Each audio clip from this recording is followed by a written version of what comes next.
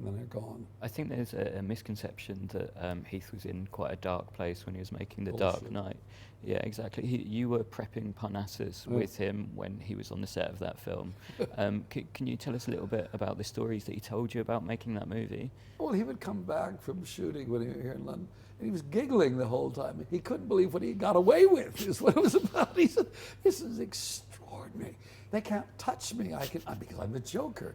And in scenes where he's supposed to be being, tortured or whatever, he said, "They can't get at me."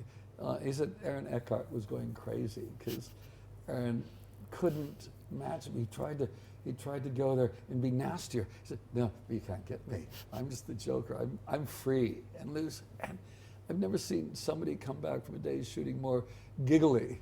That this was fun. It wasn't, and that's what's so weird. That they thought it was a dark place. No, as the Joker, you've got power over everybody. So you realize in those interrogation scenes, they couldn't do a thing to me. I was free. And the ideas of some of the stuff, he just loved it. It kind of, in a strange way, it felt like Johnny on Fear and Loathing. So you got a really solid base you're working with, and now you just explode.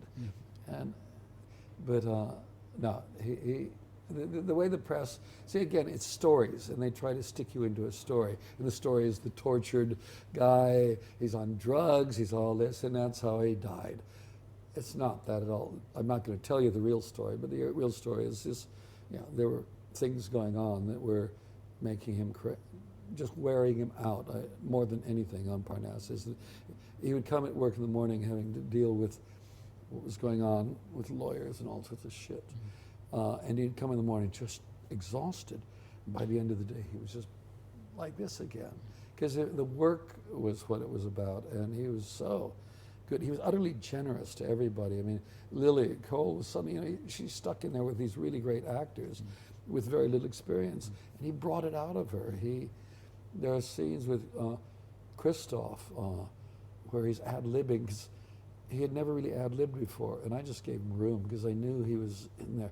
Scene where towards the end, where he's as Tony trying to get back into the mirror, and he's just relax, got chocolate melting over your head. This wasn't in the script. It was Heath just flying. Now, what's interesting about it, when I look at Heath in Parnassus, he looks like a guy who's 35, 36 years old. He was 26 years old, 27 he was. I mean, he was like 10 years older. He looked it and behaved than he really was. It was quite extraordinary. But no, it's one of the great losses. It's sad because like Philip Seymour Hoffman is another one. But these Phil had a few more years. He had another 20 years on Heath. Heath would have been whatever. I mean, Brando wouldn't have been close to him, I think, by the end of it, yeah.